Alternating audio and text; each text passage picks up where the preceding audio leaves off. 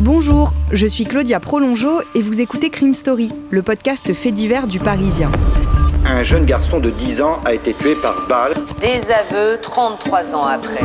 Son corps a été retrouvé 1 mois plus tard. Des hommes cagoulés ont tiré sur les mariés. Chaque semaine, je vous raconte une grande affaire criminelle avec le chef du service police-justice du Parisien, Damien Delceni.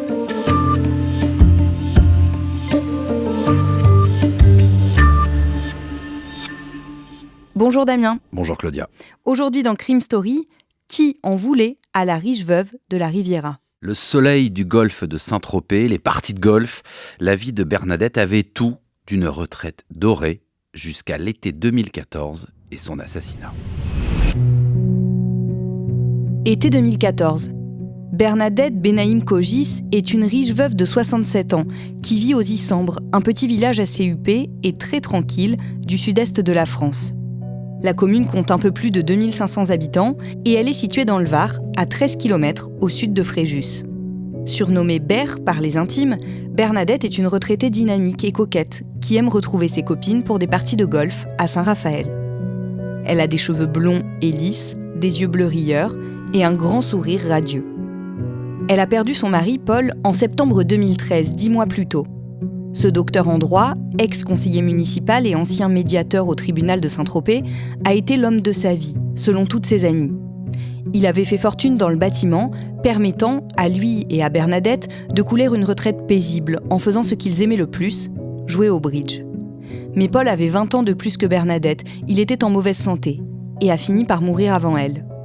Il avait veillé à ce qu'une partie de sa fortune lui revienne et qu'elle soit à l'abri jusqu'à la fin de sa vie. Leur maison, en revanche, était revenue aux enfants de Paul, obligeant Bernadette à trouver un autre endroit où vivre. Elle a donc jeté son dévolu sur une vaste propriété, aux Issambres. C'est une très grande maison, avec des parties en pierre et des murs en crépi rose, comme on en trouve beaucoup dans les régions ensoleillées. Il y a un portail en bois à l'entrée du terrain, des palmiers, un porche en pierre pour garer les voitures, une terrasse qui fait presque le tour de la maison et une piscine. Dans le grand jardin, Bernadette a planté divers massifs de fleurs et même installé un potager. Bernadette loue cette villa pour 2 000 € par mois. Maria, une de ses amies de longue date, occupe elle un studio dans cette même bastide. Ce mode de vie permet aux deux femmes de partager certains frais et de vivre de manière indépendante tout en pouvant compter l'une sur l'autre en cas de besoin. Le dimanche 28 juillet 2014, Maria et Bernadette passent la soirée ensemble. Elles se quittent vers 21h. Maria va se coucher dans son studio. Quand elle se réveille le lendemain, vers 7h, elle sort du studio et voit de loin qu'il n'y a personne sur la terrasse. D'habitude, à cette heure-là, Bernadette est déjà debout et l'attend pour qu'elles prennent ensemble leur petit déjeuner dehors avant que la chaleur ne devienne trop forte. Maria remarque également que les volets de la maison sont ouverts et que la lumière extérieure est toujours allumée. Bizarre. Maria traverse la maison en appelant Ber. Personne ne répond. Elle commence à s'inquiéter. À l'extérieur, elle fait le tour de la terrasse. Et c'est là qu'elle découvre une scène épouvantable. Bernadette est étendue sur le sol et il y a du sang partout autour d'elle. Pour Maria, le choc est immense.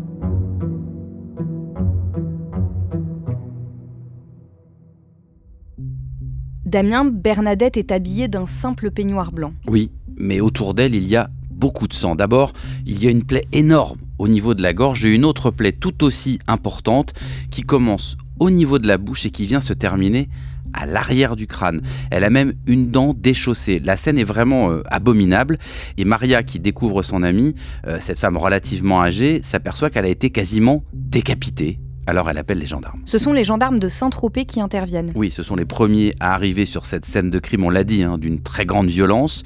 Les premières constatations démontrent que Bernadette a reçu 3 coups de couteau, 2 au niveau de la gorge et 1 au niveau des côtes.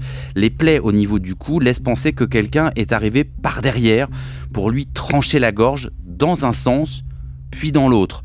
La plaie fait entre 25 et 30 cm au niveau du cou. Quant à l'autre plaie, celle au niveau des côtes, elle fait environ 6 cm. On imagine alors que c'est un couteau long et pointu qui a causé ces blessures, type couteau de cuisine. Il n'y a pas de lésion de défense, c'est-à-dire il n'y a pas de lésion sur les mains de quelqu'un qui aurait essayé de se protéger de quelque chose.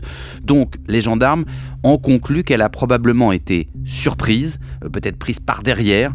Ils peuvent établir également que le corps n'a pas été déplacé. Les gendarmes pensent en premier lieu à un cambriolage qui aurait mal tourné. C'est la première hypothèse, on pense tout de suite à des cambrioleurs qui seraient venus. Alors Bernadette se serait peut-être réveillée, c'est pour ça qu'elle est en peignoir et elle aurait été tuée par ces cambrioleurs. Alors pourquoi on pense à ça ? Parce que cette villa, elle est située dans un quartier plutôt huppé, on l'a dit.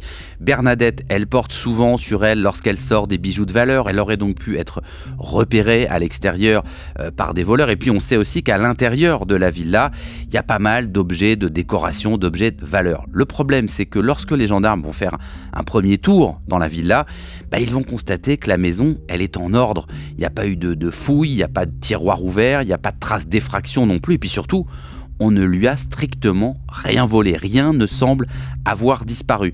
Donc, cette hypothèse qui paraissait assez logique, l'hypothèse d'un cambriolage, à ce stade, rien ne permet de la confirmer. Les gendarmes constatent qu'autour de la maison, à 2 endroits distincts, il y a des traces de ce qui ressemble à un départ de feu. La première se trouve au niveau de la porte principale, la deuxième au niveau de la fenêtre de la salle de bain. À proximité de cette fenêtre, il y a une bouteille en plastique remplie d'un liquide jaunâtre, de l'essence. Ce même liquide est retrouvé dans un arrosoir dans le jardin. Les gendarmes ont le sentiment qu'on a voulu tendre un piège à Bernadette. Pour faire peur à la retraitée et pour qu'elle sorte de chez elle, alors que la nuit est déjà tombée, on a fait partir un feu au niveau de 2 issues. L'objectif était sans doute de la tuer, une fois qu'elle était sortie. Dans le voisinage, le récit de ce qui est arrivé à Bernadette se répand très vite. Les voisins les plus proches de l'habitation sont interrogés. Mais personne n'a rien entendu cette nuit-là.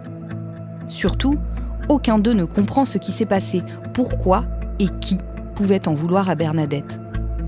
Le lendemain, le mardi 30 juillet 2014, une information judiciaire contre X est ouverte pour assassinat. Tous les éléments potentiellement nécessaires à l'identification du coupable sont récoltés par des techniciens en investigation criminelle. Des traces d'ADN masculin et féminin sont relevées sur du papier. Les enquêteurs esquissent même un scénario. La sexagénaire a été attirée à l'extérieur et piégée par ses agresseurs. Incommodée par la fumée, elle a éclairé son jardin. Et c'est en ouvrant sa porte d'entrée qu'elle a été poignardée à 4 reprises avec un gros couteau. Les gendarmes décident de fouiller la vie de la victime et de s'intéresser à ses proches. En premier lieu, il y a Maria. Ce n'est pas parce qu'elle raconte avoir trouvé son amie au matin que c'est la vérité. Mais elle semble réellement bouleversée par la mort brutale de Bernadette. Tout le monde dit que les 2 femmes s'entendaient très bien, et Maria étant logée dans la bastide que louait Bernadette, elle n'avait aucun intérêt à la voir disparaître. Entendue par les gendarmes, elle est rapidement mise hors de cause. Veuve depuis quelques mois, Bernadette n'avait pas d'enfant, mais un frère et une sœur. Ils ne vivaient pas dans la région. Après avoir été prévenus et s'être entretenus avec les gendarmes, ils sont eux aussi déchargés de tout soupçon.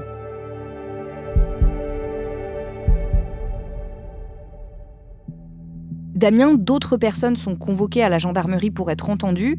Qu'est-ce qu'ils disent de Bernadette aux enquêteurs ? Ce que beaucoup de ses proches vont expliquer, c'est que Bernadette, à l'époque, elle est encore très affectée par le décès de son mari. On l'a dit, c'était l'homme de sa vie. Elle avait vécu très longtemps avec lui. Il est mort d'une manière assez rapide. C'est quelqu'un qui avait beaucoup fumé au cours de sa vie, mais il a été hospitalisé au départ pour quelque chose qui ne semblait pas si grave, et il est mort en réalité en quelques jours. Donc ça a été un véritable choc pour elle. Malgré tout, tous disent aussi que Bernadette, qui était très entourée et qui savait s'entourer, était une personne extrêmement joyeuse. Elle avait d'ailleurs reconstruit en quelque sorte sa vie avec son amie Maria. Elles vivaient finalement toutes les deux en une forme de colocation sous le même toit.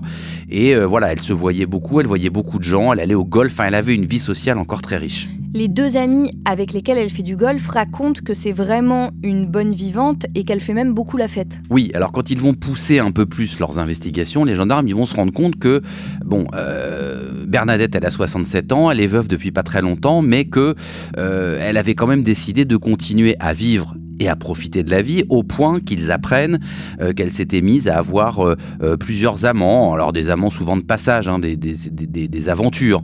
Et elle avait d'ailleurs beaucoup de succès auprès des hommes, ça s'est confirmé également par leur enquête, et donc elle avait décidé en quelque sorte de profiter de la vie. La vraie surprise, c'est quand les gendarmes analysent le téléphone de Bernadette. Oui, fort de ces informations, ils vont effectivement décortiquer un petit peu tous les contacts qu'elle peut avoir sur son téléphone. Ils réalisent qu'en effet, elle a pas mal d'échanges avec différents hommes, des échanges à caractère sexuel, sans aucune ambiguïté, des messages, mais aussi des photos. Alors, pour eux, évidemment, c'est une piste qui s'ouvre parce que ça peut être ces rencontres un peu fortuites, ça peut être un mobile d'assassinat tout à fait crédible. Un assassinat, par exemple, imaginé par une rencontre d'un soir, ou alors même un homme éconduit ou une femme jalouse. Les enquêteurs de la section de recherche de Marseille ont confirmation que Bernadette n'avait pas que des amis. Des témoins affirment que ces voitures, une décapotable sportive et une grosse berline allemande, ont été dégradées quelques jours avant le drame. Les pneus ont été crevés et la peinture de la carrosserie rayée. Bernadette s'interrogeait.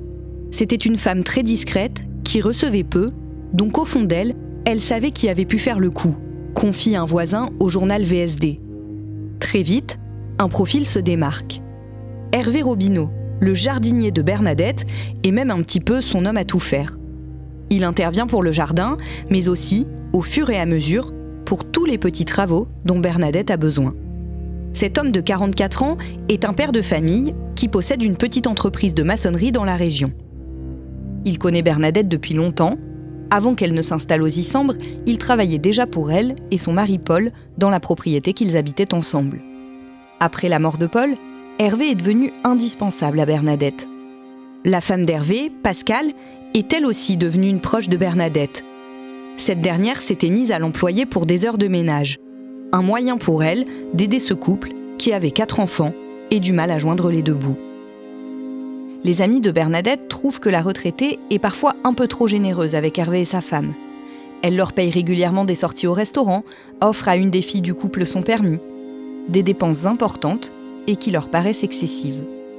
Toujours selon ses amis, il est même possible que Bernadette ait en partie entretenu le couple et qu'elle ait pu avoir une relation intime avec Hervé Robineau. Elles n'en ont pas la preuve formelle, mais elles ont eu l'impression que c'était le cas. Damien, cette relation intime, les gendarmes pensent aussi qu'elle existait. Ils le pensent d'autant plus qu'eux, ils ont accès à quelque chose, c'est qu'ils ont accès au téléphone de Bernadette et qu'ils vont constater que les échanges téléphoniques entre Bernadette et son jardinier sont absolument sans équivoque et qu'ils sont même, on peut le dire, assez torrides. Après 6 mois d'enquête, le jeudi 22 janvier 2015, les gendarmes arrêtent Hervé. Oui, alors c'est un peu l'effet de surprise, comme d'habitude. Ils vont se rendre devant la maison des Robineau à Roquebrune-sur-Argence, à une vingtaine de kilomètres des Isambres. Ça se trouve un petit peu dans les terres. Ils vont le placer en garde à vue, lui, bien sûr, mais ils ne vont pas se contenter de cette prise. Ils vont aussi arrêter sa femme Pascale et les enfants du couple. Le lundi 29 juillet 2014 au matin, dans un petit village du Var, les Isambres, le corps de Bernadette, riche veuve de 67 ans, est retrouvé sur la terrasse de sa luxueuse villa. Elle a été égorgée. Pour comprendre ce qui a pu arriver à cette dame bonne vivante et tranquille, les gendarmes fouillent sa vie. Ils découvrent alors qu'elle avait une relation amoureuse avec son jardinier, devenu l'homme à tout faire de la maison. Hervé Robineau, marié, père de 4 enfants et de 25 ans plus jeune que Bernadette, est arrêté 6 mois plus tard et placé en garde à vue. Mais quand les gendarmes interviennent à son domicile, ils interpellent aussi sa femme et 2 de leurs 4 filles. Hervé Robineau et sa femme Pascale, âgée d'1 an de moins que lui, se sont rencontrés très jeunes. Ils ont eu ensemble 4 filles qu'ils élèvent dans une maison louée à Roquebrune-sur-Argence, une commune dans les terres, à une vingtaine de kilomètres des Isambres. Hervé et Pascale ont un train de vie à l'opposé de celui de Bernadette. Leur maison en crépi est entourée d'un petit jardin mal tenu, dans lequel s'accumulent des objets, ferrailles, morceaux de bois, quelques déchets. Ils ont beaucoup de mal à boucler les fins de mois, et depuis 1 an, c'est même devenu mission impossible. Ils ont arrêté de payer leur loyer. À l'été 2013, une relation intime débute entre Hervé et Bernadette, qui se connaissent déjà. Pascale ne le sait pas. Loin d'être idyllique, cette relation est décrite comme violente par les rares personnes au courant. Aux premières loges de cette histoire peu banale, il y a Maria, l'amie et colocataire de Bernadette, qui raconte aux enquêteurs qu'elle a assisté à différentes scènes entre les amants. Elle dit aux gendarmes que l'employé parlait très mal à sa patronne. Elle affirme même qu'il a déjà levé la main sur elle. Un voisin confirme avoir observé de la violence dans cette relation. Le jardinier lui parlait mal et il avait pris le dessus sur elle, dit-il au journal VSD. Elle était totalement sous influence et minimisait ce comportement qui surprenait, tant Hervé paraissait être le patron chez Bernadette. Au fil des semaines, les enquêteurs comprennent un peu mieux comment cette histoire s'est développée. À la période de Noël 2013, Bernadette et Hervé se fréquentent depuis 6 mois et la famille du jardinier commence à soupçonner l'existence de cette relation. Des doutes confirmés quand le père de famille quitte la tablée le soir du réveillon pour aller retrouver Bernadette. Hervé et Pascal se disputent, elle l'accuse, lui nie. Jusqu'au jour où Pascal découvre les messages échangés entre Bernadette et Hervé. Plus de place au doute, elle a compris. Les tensions redoublent et les enfants y sont mêlés. Damien Delceni nie, les 4 filles du couple Robineau sont très soudées autour de leur mère. Oui, d'abord elles prennent son parti parce que finalement Pascal c'est la femme trompée et puis en plus Pascal elle a une santé fragile. Donc les 4 filles prennent le parti de leur mère, c'est-à-dire qu'elles ne vont pas se contenter d'avoir un rôle passif et d'assister à des disputes, mais elles y participent et surtout elles essaient de raisonner leur père et puis elles lui en veulent beaucoup. Cette histoire, ces difficultés qui sont à la base celles d'un couple, vont finalement devenir une véritable affaire familiale. Pascal, la mère, demande à Hervé de cesser toute relation avec sa patronne. Mais tout ça va prendre un peu de temps puisque finalement, la rupture officielle intervient à l'été 2014. Bernadette, elle, a beaucoup de mal à l'accepter. Elle va revenir à la charge, envoyer des messages pour convaincre Hervé de continuer leur idylle. Les enquêteurs imaginent même que ça peut peut-être être un des éléments déclencheurs de son assassinat. Roxane, l'aînée des filles, âgée de 23 ans, réagit particulièrement mal. Roxane est vraiment très en colère et les enquêteurs ne le disent pas, mais ils s'intéressent tout particulièrement à elle. Ils savent notamment qu'un mois avant la mort de Bernadette, elle s'est vantée auprès d'une de ses amies d'avoir vandalisé les voitures de la veuve. Et les gendarmes ont un autre élément. Oui, sur du papier retrouvé sur la scène de crime, qu'on a déjà mentionné, papier sur lequel avaient été prélevés des ADN, ils ont effectivement identifié 2 empreintes, une masculine qui est celle d'Hervé et une empreinte féminine. Et après analyse, ils savent que cet ADN féminin, eh bien c'est celui de Roxane.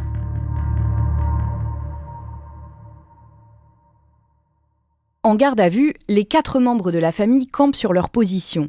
Ils ne savent pas ce qui a pu arriver à Bernadette. Mais au bout de 20 heures, Audrey, la sœur cadette, craque.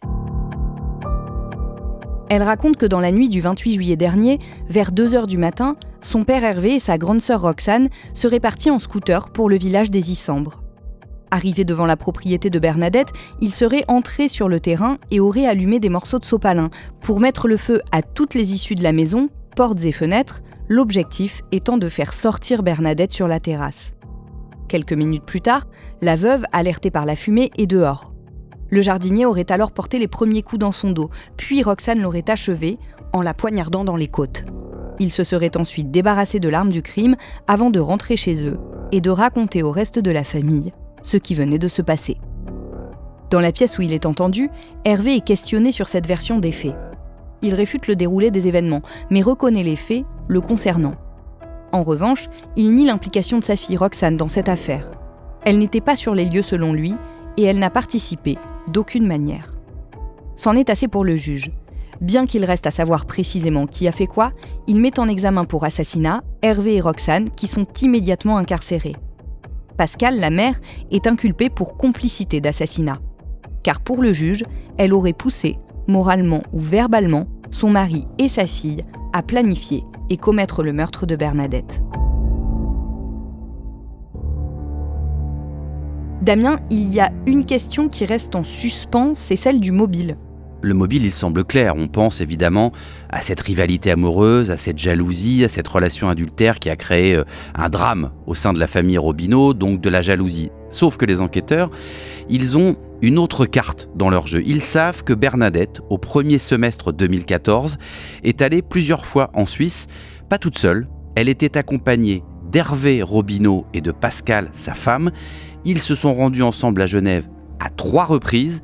À chaque fois, Bernadette a retiré beaucoup d'argent sur un compte bancaire dont elle disposait sur place. Les gendarmes savent aussi qu'après la rupture entre Hervé et Bernadette, cette dernière s'est montrée moins généreuse envers le couple qu'auparavant. Oui, alors on se souvient que la rupture est survenue vraiment quelques jours avant le meurtre, et Bernadette a immédiatement arrêté de donner de l'argent sans raison. On se rappelle que Bernadette était très généreuse avec Hervé, mais aussi avec ses filles. Elle avait payé le permis de conduire d'une des filles.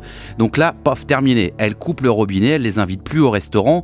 On peut imaginer effectivement qu'elle prend cette mesure comme une mesure de rétorsion par rapport au fait qu'Hervé ne veut plus être son amant. Donc elle a pris ses distances avec la famille Robineau. D'un point de vue juridique, qu'est-ce que ces nouveaux éléments changent ? Rien, en termes purement juridiques, l'assassinat reste un assassinat quel que soit le mobile, mais évidemment ça teinte cette affaire d'une toute autre couleur, c'est-à-dire ce qui pouvait être un mobile de jalousie, de rivalité amoureuse, d'une famille détruite, déchirée qui décide de s'en prendre à la méchante maîtresse en quelque sorte, là c'est quand même un peu plus crapuleux que ça parce qu'on s'aperçoit que c'est plus le fait de ne plus avoir accès aux largesses financières de Bernadette qui pose un réel problème à la famille Robineau. Et ça, face à des jurés, ça risque d'être un tout petit peu plus compliqué. Le lundi 19 mars 2018, le procès des 3 membres de la famille Robineau s'ouvre devant les assises du Var à Draguignan. Pascal, désormais âgé de 46 ans, comparaît libre et doit répondre de complicité d'assassinat. Son mari, auquel elle a demandé le divorce, et sa fille sont dans le box des accusés. À l'ouverture de l'audience, Roxane, 24 ans, confirme sa présence sur les lieux, mais conteste ce dont elle est accusée, à savoir d'avoir été la co-auteure de ce crime en portant un coup de couteau dans les côtes de la victime. Et elle charge sa mère et son père. « Je me suis retrouvée mêlée à une histoire qui n'aurait jamais dû me concerner, dit-elle. Mes parents auraient dû laisser leurs enfants en dehors de ça. Mon père m'avait ordonné de venir, poursuit-elle. Il disait que c'était pour lui faire peur. C'est lui qui a porté les coups. C'était un vrai cauchemar. » De son côté, Hervé Robineau reconnaît la préméditation. « J'assume avoir donné la mort à Bernadette, il n'y avait pas d'autre solution, dit-il. » Quand on lui demande pourquoi il a emmené sa fille sur place, il répond qu'il fallait un témoin, et que la présence de ce témoin lui avait été imposée par une personne qui devrait être à côté de lui dans le box, dit-il en regardant son épouse. « Elle a inventé que la victime l'a menacée et menacé mes enfants, poursuit l'accusé. Pascal répond. Je suis responsable de ne pas avoir su gérer ma famille à ce moment-là, dit-elle, mais je n'ai jamais demandé à mon mari, ni à mes enfants, de tuer quelqu'un. Le 3e jour du procès, Audrey, la fille cadette du couple, est appelée à témoigner. C'est elle qui, en garde à vue, avait craqué au bout de 20 heures d'audition et dénoncé devant les gendarmes son père et sa sœur. Audrey a 22 ans, elle en avait 18 au moment des faits. Je me suis dit qu'il y avait trop en jeu. C'est pour ça que j'ai parlé, dit-elle. Il y avait ma sœur qui avait un fils et qui était le plus en danger. Je ne m'inquiétais pas pour ma mère qui n'a rien à voir là-dedans. Audrey confirme que dans la nuit des faits, son père et sa sœur ont fait 3 voyages. Le premier pour s'assurer de la présence de la victime à son domicile, le second pour allumer les incendies et le dernier pour jeter leurs vêtements et le couteau. Mon père a expliqué qu'il avait attrapé Bernadette par derrière et lui avait mis un coup à la gorge, poursuit-elle. Et ma sœur m'a dit que c'était elle qui avait porté un coup au thorax. Même si elle m'a dit ça, je suis sûre qu'elle n'a rien fait. Je pense qu'elle dit ça pour faire 50-50 avec mon père, qui l'a peut-être convaincu de le faire. Damien, Audrey raconte aussi qu'elle a eu l'autorisation de Roxane, sa sœur en quelque sorte, pour parler. Elle va raconter une scène qui s'est déroulée pendant la garde à vue dans les locaux de gendarmerie. Les gendarmes se seraient apparemment arrangés pour que Audrey ait un bref contact sans témoin et donc hors procédure, comme on dit, avec Roxane. Et donc Audrey explique, je lui ai demandé l'autorisation de parler et je lui ai dit de parler elle aussi. Après, je m'en suis voulu en me disant que j'avais convaincu ma propre sœur de s'envoyer en prison. Elle dit aussi que selon elle, sa mère n'a vraiment rien à voir avec cette histoire. Oui, elle va continuer à protéger sa mère en expliquant que Pascal avait beaucoup trop de soucis de santé pour être impliqué dans ce crime et qu'elle n'avait fait en quelque sorte que subir cette situation. La présidente va la questionner sur ce qu'elle pense du fait que son père et sa sœur, eux, mettaient désormais en cause sa propre mère comme l'instigatrice du crime. Elle va répondre « Je crois que c'est désespéré, c'est sûrement une autre manipulation de mon père, il est très doué pour ça ». Le vendredi 23 mars 2018, près de 4 ans après le meurtre de Bernadette, le verdict est rendu. La Cour reconnaît Hervé Robineau coupable de meurtre avec préméditation, donc d'assassinat, et le condamne à 20 ans de réclusion. L'avocat général avait requis 30 ans, et il encourait d'ailleurs une peine à perpétuité dans les textes. Donc cette peine, elle n'est pas si sévère. Son épouse Pascal, elle, va être reconnue coupable de complicité d'assassinat par aide et instruction. Elle est condamnée de son côté à 10 ans de réclusion, 15 avaient été requis. Elle est incarcérée d'ailleurs pour la première fois dans cette affaire, à l'issue du procès. Quant à Roxane, elle va bénéficier quelque part de la peine la moins sévère. La Cour ne retient pas l'assassinat en coaction avec son père et la condamne pour complicité à 7 années d'emprisonnement. Pascale, la mère, sera la seule des accusés à faire appel. Le parquet fera également appel. Ils seront donc tous jugés une deuxième fois. Le lundi 21 octobre 2019, 5 ans après l'assassinat de Bernadette, la famille Robineau comparaît une nouvelle fois devant la cour d'assises d'appel des Bouches-du-Rhône à Aix-en-Provence. Les versions n'ont pas changé. Dans un récit entrecoupé de sanglots, Hervé Robineau promet que sa fille ne savait pas ce qui allait se passer. Il dit qu'il n'a pas eu le choix de l'emmener, qu'il fallait un témoin pour son ex-femme. C'est elle qui a tout prémédité, accuse-t-il. Si je voulais garder son amour, il fallait que j'élimine Bernadette. Le vendredi 25 octobre, les jurés aixois confirment les responsabilités pénales des 3 membres de la famille, ainsi que la peine de 20 ans du père. En revanche, ils revoient à la hausse les autres condamnations. Pascale, la mère, écope de 16 ans de prison, et Roxane, la fille, de 14 ans.